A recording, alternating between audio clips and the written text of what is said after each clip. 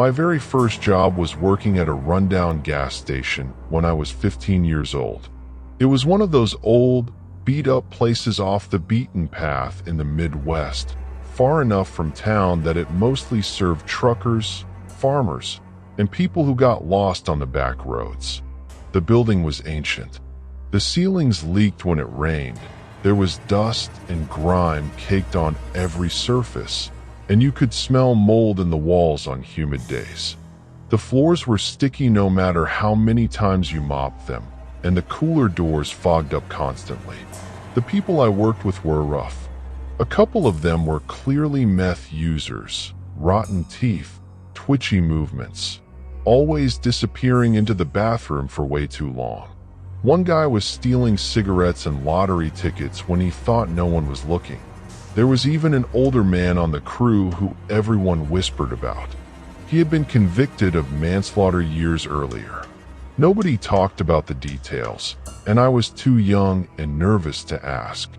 I just kept my head down, did my job, and tried to stay out of the way. One of the worst parts of the closing shift was taking out the trash.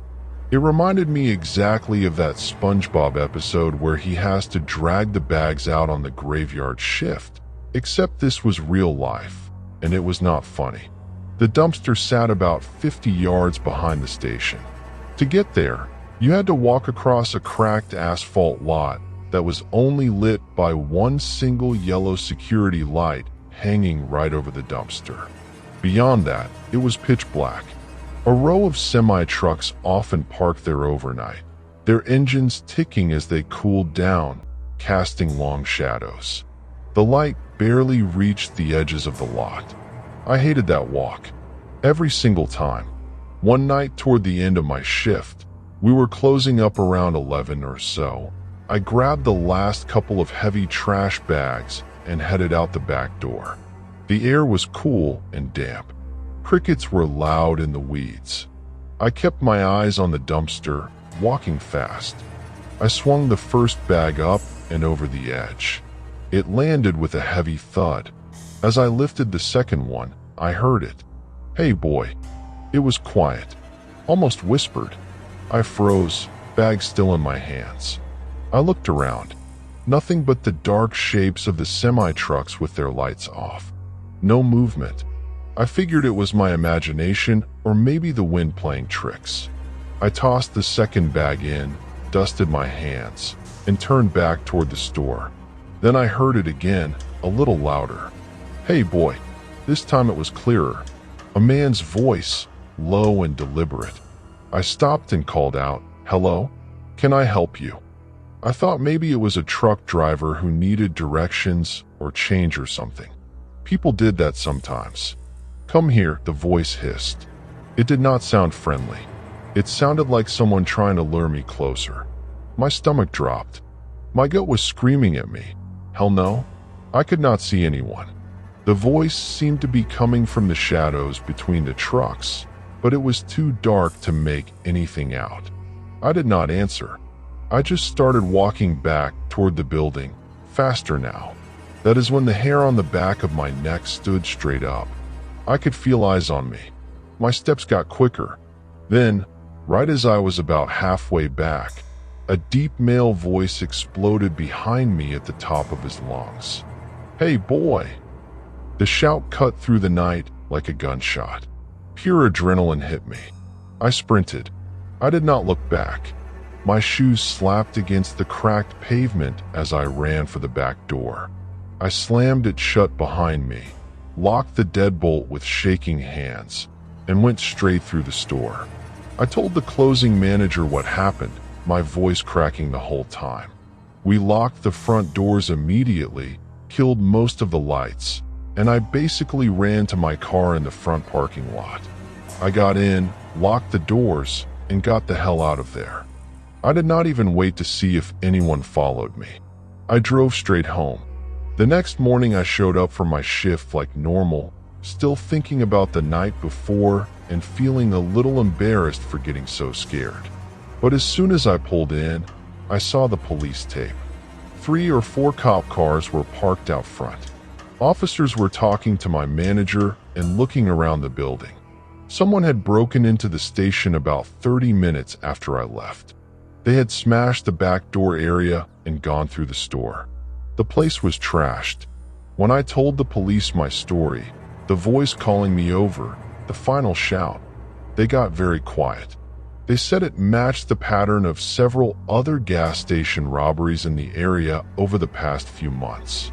The suspects would hide near the dumpsters or trucks, try to lure employees out, then rob the place at gunpoint. They often took hostages. In one of the earlier robberies, an employee had been beaten so badly he almost died. They told me I was lucky, really lucky. I stood there in that dirty parking lot listening to the officers, and it slowly sank in how close I had come. If I had walked over toward those trucks, if I had ignored that screaming instinct in my gut, I probably would not be here telling this story. I was only 15, just a kid trying to make a few bucks after school. To this day, years later, I still think about that night. I can still hear that voice hissing, "Come here," and the way that final shout echoed across the dark lot. I learned something important that night. Sometimes your brain does not have all the information, but your body does. That feeling on the back of your neck, that cold rush in your stomach, those things exist for a reason. I have listened to that feeling ever since, and it has saved me more than once. That gas station job only lasted a few more months. I quit not long after and found something closer to town. But I never forgot the lesson. Some places, some nights, and some people are just dangerous. And sometimes the smartest thing you can do is run. It was about 3 a.m. on a slow night shift when she came in. I was working at the gas station again. One of those 24-hour places where the hours bleed together. I heard the buzzer go off as someone approached the locked front door. I glanced up at the monitor, saw a woman standing there, and hit the button to let her in. She was insanely skinny, with thinning blonde hair that looked like it had not been washed in days. She wore what appeared to be pajamas, baggy pants, and a mismatched top. Nothing too out of the ordinary for a 3 a.m. customer, honestly. I called out a quick, "Hey, how is it going?" and went back to wiping down the counters. People come in all kinds of states at that hour. 2 or 3 minutes passed. When I looked up again, she was standing about 4 feet from the counter, completely still, just staring at me. It was not a normal customer glance. It was a blank, unwavering stare, like she was looking straight through me. It startled me more than I expected. I asked, "Can I help you with anything?" No reply. She just kept staring.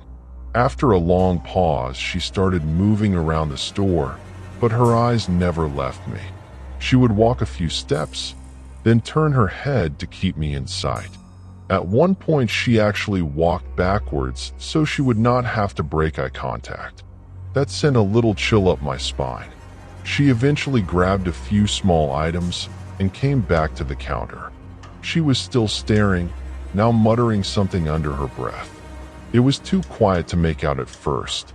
I had to ask her to repeat herself several times before I caught that she wanted a specific brand of cigarettes.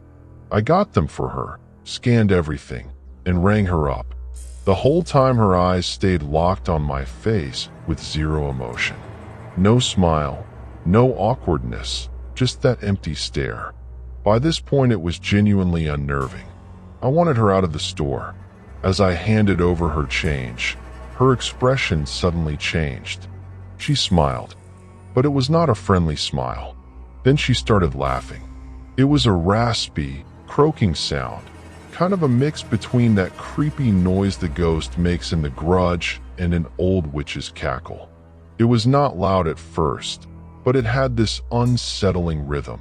I tried to play it cool, said, "Have a good night," and took a couple of steps back from the counter.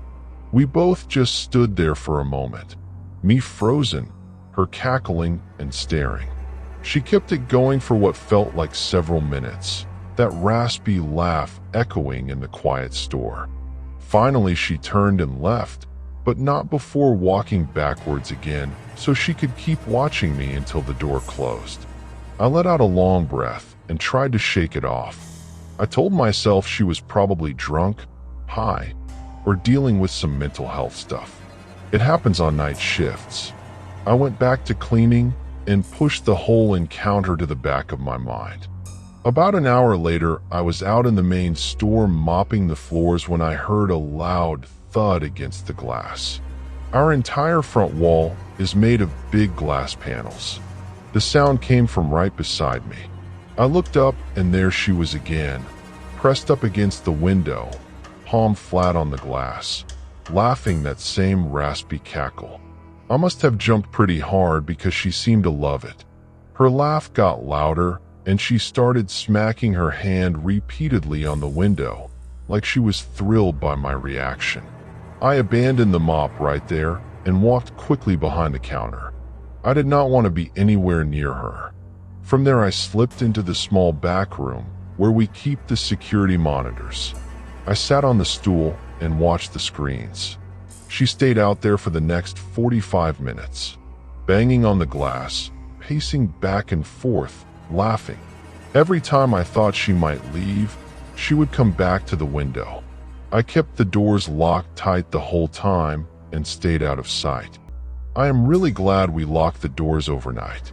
I would not have wanted to be on the same side of the counter as her if she had still been inside. Eventually, she wandered off into the darkness. I stayed in the back a while longer just to be sure, then finished my shift with one eye on the cameras. I have seen her a few times since then, usually just wandering along the footpath outside the station during the day or early evening. She has never come back in or hung around like that night.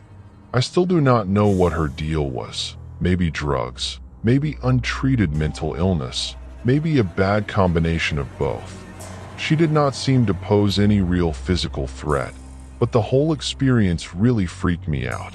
There is something deeply disturbing about that kind of empty, relentless stare and that raspy laugh in the middle of a quiet night. Night shifts at gas stations teach you a lot about people and about yourself.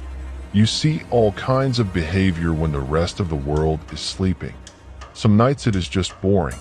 Other nights, like that one, you get a reminder that not every customer interaction ends with a simple thank you and have a nice day. A few years back, I was working nights at a gas station in a small, isolated country town. Sunday nights were always the slowest of the week.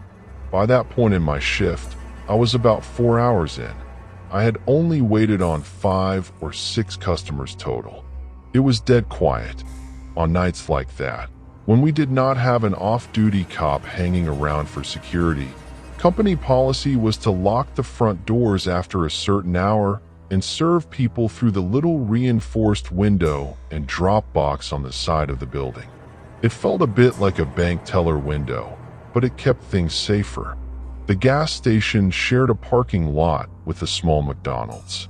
That McDonald's was not 24 hours, so by late evening they were long closed and everyone had gone home.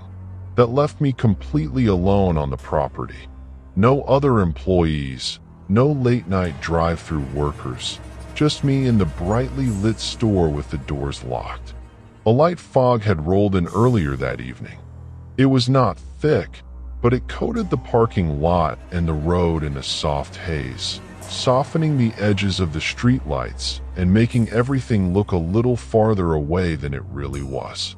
I was sitting behind the counter, connected to the McDonald's Wi-Fi since it still reached over, watching some random YouTube video on my phone to pass the time. Then, without any warning, the power went out. Everything died at once. The store lights, the outside canopy lights, the glowing signs, even the street lamps along the road. The entire area around the station plunged into total blackness. No backup generator kicked on. Neither the gas station nor the McDonald's had one. The only light left was the dim glow from my phone screen. The YouTube video froze, then buffered out as the Wi-Fi died too. The sudden silence was overwhelming. The constant low hum of the refrigerators and coolers started winding down with a deep, dying whine. Every few seconds, one of the cooler doors would make a soft creaking or cracking sound as the seal settled. That was it. Have you ever been in a silence so complete that your own ears start ringing? That is what it was like. It felt like I had stepped into a scene from a horror game, Silent Hill or something. Except this was not a game. It was real, and I was the only person there. I sat still for a moment, letting my eyes adjust. My heart was beating harder than I expected. I am not someone who scares easily. I have never been especially afraid of the dark, or of being alone, or even of the idea of getting robbed. But this felt different. There was this heavy, isolated feeling in the air, like the whole world outside the store had disappeared and the shadows were slowly swallowing everything. I needed to move. Sitting there in the dark was not helping. I figured I would step outside, have a smoke, and check things out. It gave me a reason to be moving instead of just sitting with my thoughts. I grabbed my lighter and cigarettes and carefully made my way toward the exit. Every step I took sounded ridiculously loud in the quiet. My shoes squeaked on the floor tiles. I could hear the blood pounding in my ears. I unlocked the door, stepped out into the foggy night, and let the door click shut behind me. Outside was not much better. The fog diffused what little ambient light there was, maybe from the moon behind the clouds, or the faint glow of that chemical plant a few miles away. It was just enough to make out shapes, but not details. The parking lot, the silent McDonald's with its dark windows, the empty road. No cars in the distance. No bugs chirping. No frogs calling from the ditches. Even the usual night sounds had gone quiet, like the whole town was holding its breath. I lit my cigarette and stood there, taking slow drags, trying to act normal. But that unsettling feeling would not leave me. It was not fear exactly. It was deeper than that, like the isolation itself was pressing in on me. The fog made the darkness feel alive, like it had weight. I kept glancing toward the tree line across the road and the darker corners of the lot, even though I could not see anything. My mind kept running through possibilities. What if someone was out there watching? What if the power did not come back for hours? What if this was more than just a random outage? Those few minutes stretched out longer than they had any right to. Time felt distorted. I finished the cigarette and was seriously considering just sitting in my car with the doors locked until the power returned when, finally, the lights flickered back on. First the street lamps, then the canopy lights, then the store lights buzzed to life one by one. The coolers started humming again. Everything looked normal again under the fluorescent glow. I went back inside, locked the door, and just stood there for a minute letting the familiar sounds wash over me. The power came back maybe 5 or 6 minutes after it went out, but it felt like a lot longer. To this day, that short stretch of total darkness and silence is one of the longest, most memorable few minutes of my life. Not because anything actually happened, but because of how deeply alone and exposed the world suddenly felt. After that night, I started paying more attention to the little things, the backup lights, the generator situation where my car was parked. I also realized that sometimes it is not the obvious dangers that get under your skin. It is the quiet moments when everything familiar disappears and you are left with nothing but yourself and the dark.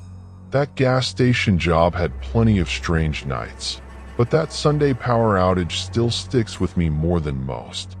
It reminded me how thin the line is between feeling safe and feeling like you are the only person left in the world. I have worked the overnight shift at a gas station for almost 5 years now, and if there is one thing I have learned, it is that nights have personalities. Some nights are quiet enough that you can hear the refrigerators humming louder than the traffic. Other nights seem wrong, like something is sitting just outside the floodlights, waiting for someone to notice it. This happened last October, and even now I still avoid working alone whenever I can. Our station sits just off a state highway, about 20 minutes outside the nearest town. It is surrounded by empty fields, with a truck repair shop about half a mile away and nothing else for miles. During the day it is busy enough, but after midnight the customers slow down to maybe one every 20 or 30 minutes. That night I started my shift at 11. Around 1:30, business had completely died. I was restocking cigarettes behind the counter while an old country station played quietly over the speakers. The security monitors were above the register like always. I was not really paying attention to them until I noticed headlights pulling into pump 4. It was an older silver sedan. Nothing unusual about that. The driver got out, filled his tank, walked inside, bought a bottle of water and a pack of gum, thanked me, and left. Normal interaction. Maybe 30 seconds after he pulled away, another vehicle entered the lot. A black pickup truck. It did not stop at a pump. It did not park. It just rolled slowly through the parking lot before stopping near the edge of the property, facing the highway. I figured the driver was checking directions or answering a phone call. People do that all the time. 5 minutes passed, then 10. The truck never moved. I looked out through the front windows. It was far enough away that I could not see inside because the headlights were still on. Eventually I shrugged it off and went back to cleaning.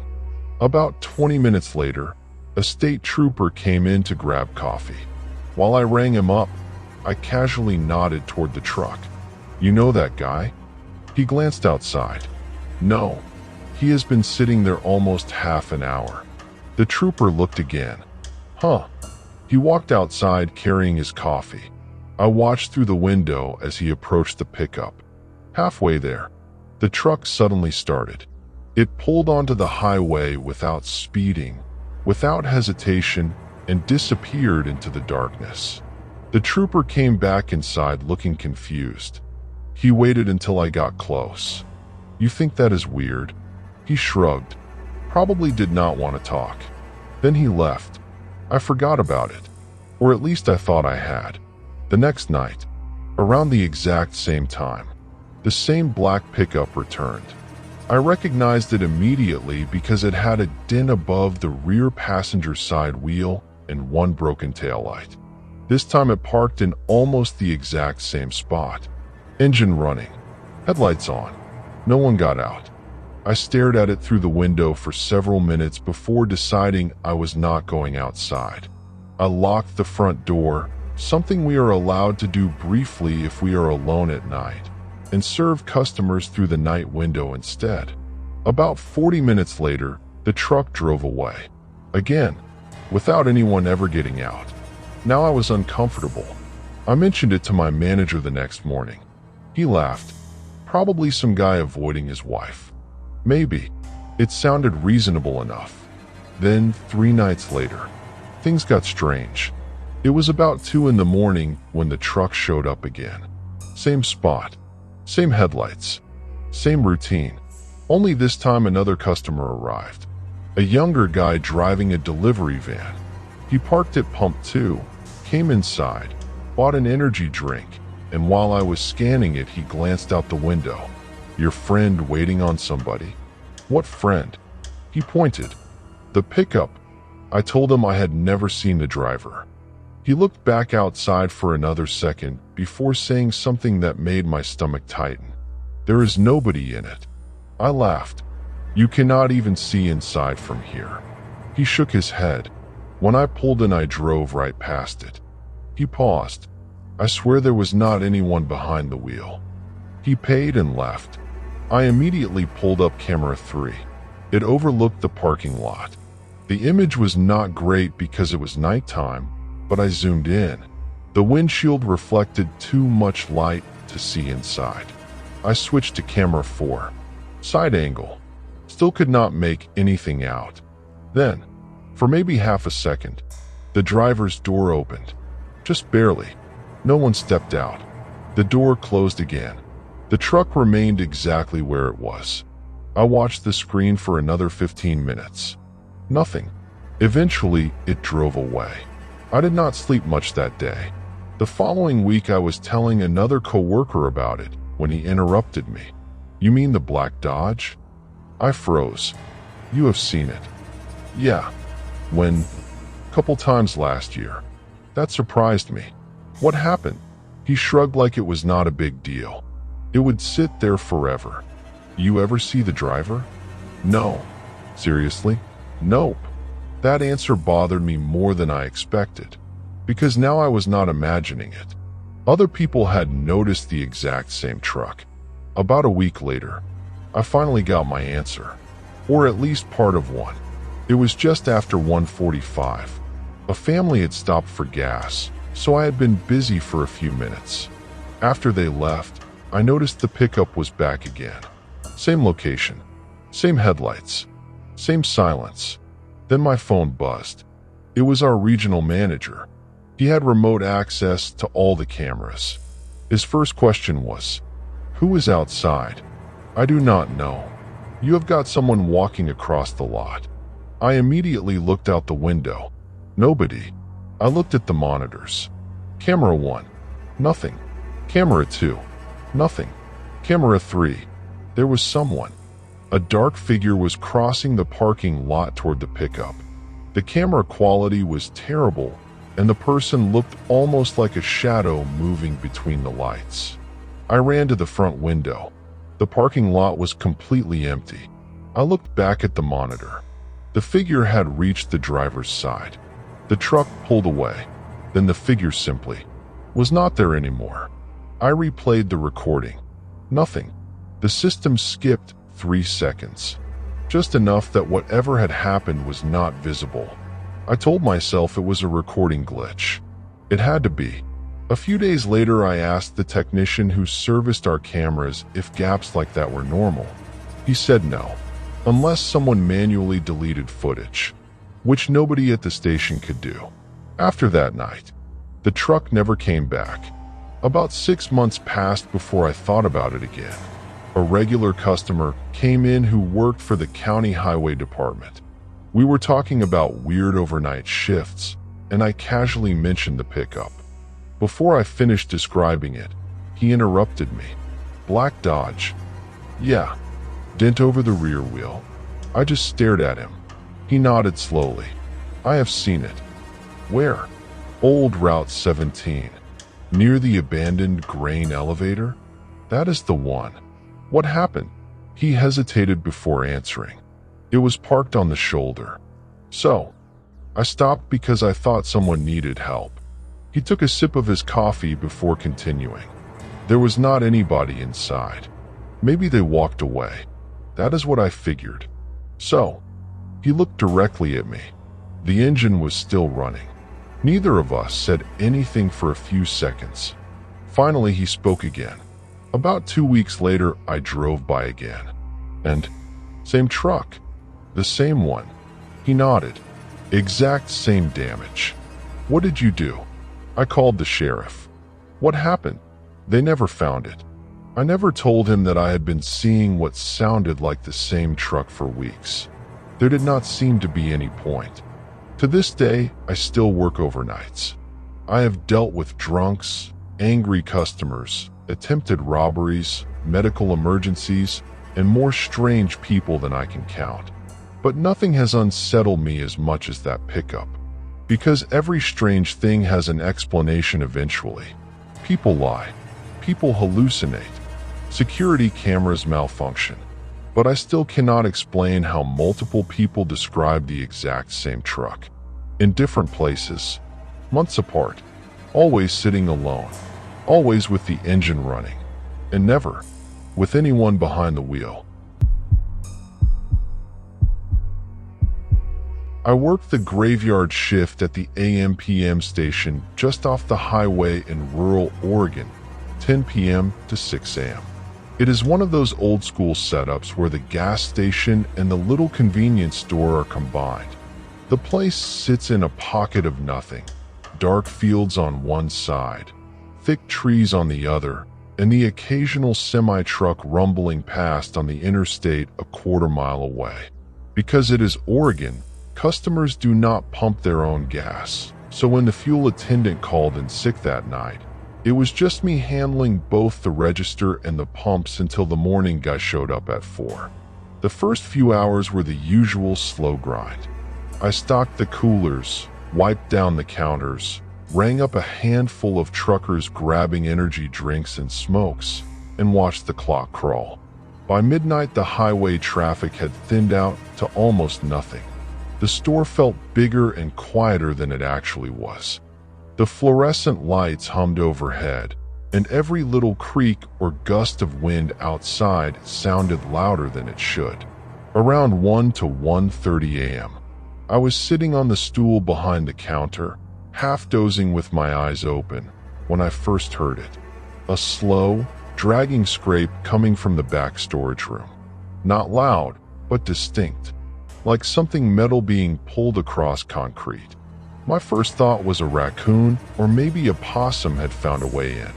We get animals out here all the time, especially at night. I grabbed the big Maglite flashlight we kept under the counter and walked through the swinging door into the back. The storage room was cold and smelled like old cardboard, motor oil, and cleaning supplies. I swept the beam across the shelves. Cases of soda, stacks of toilet paper, spare windshield wiper fluid. Everything looked exactly where it was supposed to be. No knocked over boxes, no paw prints in the dust. I stood there for a minute listening. Nothing. I shrugged it off, turned around, and started heading back to the front. That is when I heard it again, louder this time, right as I was reaching for the door. It was not coming from inside the room anymore. It was coming from the other side of the emergency exit door at the very back. That door was supposed to be alarmed, but the alarm had been finicky for weeks and management kept putting off fixing it properly. I walked over, heart picking up a little, and gave the push bar a solid smack with the flat of my hand. The metal door rattled loud in the quiet. For half a second there was silence. Then a hoarse, ragged scream exploded from the other side. Die? It was not a yell. It was a scream like someone was choking on their own throat. The kind of voice that does not sound fully human anymore. I nearly dropped the flashlight. My legs just moved on their own. I bolted back through the store, heart hammering so hard I could feel it in my teeth.